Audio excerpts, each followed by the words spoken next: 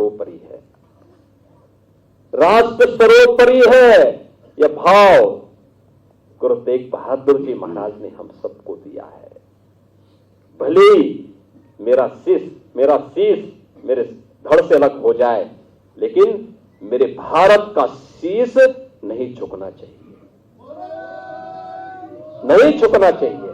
भले उनका सिर उनके धड़ से अलग किया हो, लेकिन भारत के सिर की रक्षा तो उन्होंने की, उसके माध्यम से भारत के शीश की रक्षा की। महाराजा रणजीत सिंह ने जितना सोना स्वर्ण मंदिर में दिया, उतना ही बाबा काशी विश्वनाथ मंदिर को भी दिया। इस वीर बाल दिवस के प्रति आदरणीय प्रधानमंत्री जी के प्रति आभार व्यक्त करता हूं।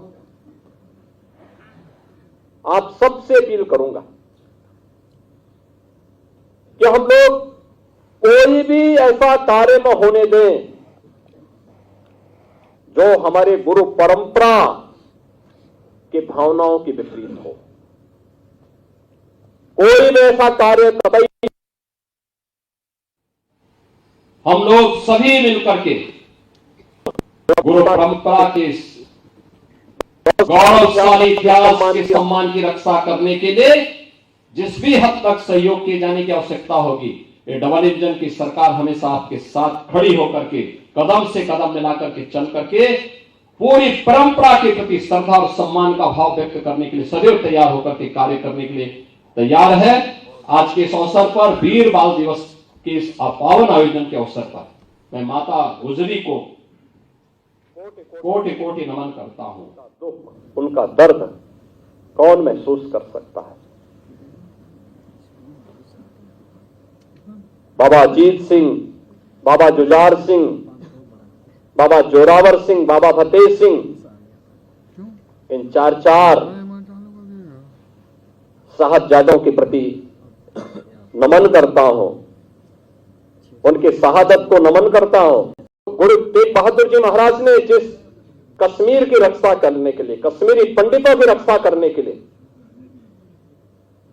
अपना बलिदान दिया, उनकी शहादत, भले उनका सिर उनके धड़ से अलग किया हो, लेकिन भारत के सिर की रक्षा तो उन्होंने की, उसके माध्यम से भारत के शीश की रक्षा की। और यही तो बात प्रधानमंत्री मोदी जी कहते हैं, उन्होंने यही तो बात कही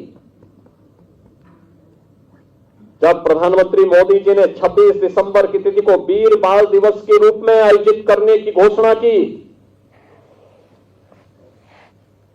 और इसमें बाबा जोरावर सिंह और बाबा फतेह सिंह के प्रति अपने श्रद्धा और सम्मान को व्यक्त किया, कृतज्ञता, इस दिवस को वीर बाल दिवस के रूप में घोषित किया, कृतज्ञता ज्ञापित करने का एक माध्यम हमें दिया। तब भी प्रधानमंत्री जी ने कहा कि हर भारतवासी को चाहिए कि उसका एक धर्म है और वह है राष्ट्र धर्म। देश सर्वोपरि है, राष्ट्र सर्वोपरि है, राष्ट्र सर्वोपरि है। यह भाव गुरु तेग बहादुर जी महाराज ने हम सबको दिया है। भले मेरा शीश मेरे धड़ से अलग हो जाए, लेकिन मेरे भारत का शीश नहीं झुकना चाहिए, नहीं झुकना चाहिए। एक और यह गौरवशाली इतिहास और दूसरी तरफ हमारे सामने वो दृश्य देखने को मिलते हैं जब हम लोग ये सुनते हैं कि काबुल में अब नाम मात्र के ही 2-4-10 परिवार सिखों के बच गए। जब हम बांग्लादेश की घटना का उल्लेख सुनते हैं, जब हम लोग पाकिस्तान के अंदर होने वाले अत्याचारों के बारे में सुनते हैं, तब हमें सिख गुरुओं के उस त्याग और उस बलिदान का स्मरण बरबस हो जाता है। और इसीलिए आज के अवसर पर मैं आप सबसे भी यही अपील करने के लिए आया हूं। मैं आप सबसे यही अपील करूंगा और मेरा विनम्र अनुरोध होगा, किससे बढ़कर के हिंदुस्तान के लिए, हिंदू हो या सिख है, इन सब के लिए दूसरी प्रेरणा गुरु नानक देव जी से लेकर के गुरु गोविंद सिंह जी महाराज तक जो आदर्श इन सिख गुरुओं ने हम सब के लिए रखा है, वही हम सबको आगे बढ़ने के लिए एक नई ऊर्जा देगा। उन्हीं का आशीर्वाद हम सबकी प्रेरणा है, और उस प्रेरणा से जब हम लोग आगे बढ़ेंगे तब काबुल होने से बच पाएंगे, तब बांग्लादेश होने से बच पाएंगे, तब किसी ननकाना साहब के लिए हमें आंदोलन या संघर्ष करने की नौबत नहीं आएगी, बल्कि स्वतःस्फूर्त भाव के साथ वो हम सबको प्राप्त होगा। और इसीलिए आज हम सबको अपने मित्र और शत्रु को सही तरीके से पहचानने की ताकत हम सबको प्राप्त हो, इसके लिए हम लोग गुरु महाराज से प्रार्थना करें, ये ताकत वे हमें दें। कौन वे लोग हैं जो देश की जुझारू कौम को, देश की इस समृद्ध कौम को, जिसने अपने स्वयं के सामर्थ्य से, अपने पुरुषार्थ से, अपने परिश्रम से एक मिसाल प्रस्तुत की है देश के सामने, दुनिया के सामने। कौन वे दुश्मन हैं जो आज उनके इस परिश्रम और पुरुषार्थ को कुंद करने की साजिश कर रहे हैं? कौन है? उन दुश्मनों को पहचानने की आवश्यकता है। कभी भारत की फौज में हमारा सिख एक बड़ी संख्या में जाकर के भारत की सुरक्षा के लिए अपने आप को समर्पित करता था। कौन वे लोग हैं जो एक बड़ी पीढ़ी को, युवा पीढ़ी को ड्रग की चपेट में लाने का कुत्सित प्रयास कर रहे हैं? हमें देश के उन दुश्मनों को समझना होगा, उन दुश्मनों से सावधान रहना होगा। कौन आपस में हिंदू और सिखों को लड़ाने का कुत्सित प्रयास कर रहे हैं? ये तो एक दूसरे के पूरक है। सिख पंथ की शुरुआत ही देश और धर्म के लिए गुरु नानक देव जी ने सबसे पहले बाबर के अत्याचार का विरोध किया था। कौन नहीं जानता है लाहौर में गुरु अर्जुन देव जी का बलिदान जहांगीर के अत्याचार से बचाने के लिए था। कौन नहीं जानता है गुरु तेग बहादुर जी के बलिदान को?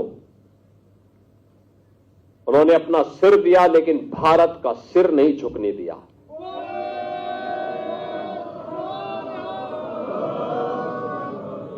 आज कश्मीर भारत का हिस्सा है और भारत का शीश बना हुआ है, इसलिए क्योंकि हमारे गुरु तेग बहादुर जी ने अपना शीश देकर के इसकी कीमत चुकाई है।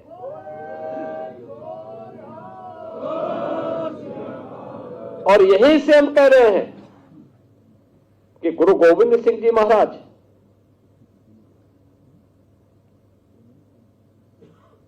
एक ऐसे पिता हैं जिन्होंने अपनी आंखों के सामने अपने पुत्रों को बलिदान होते हुए देखा है।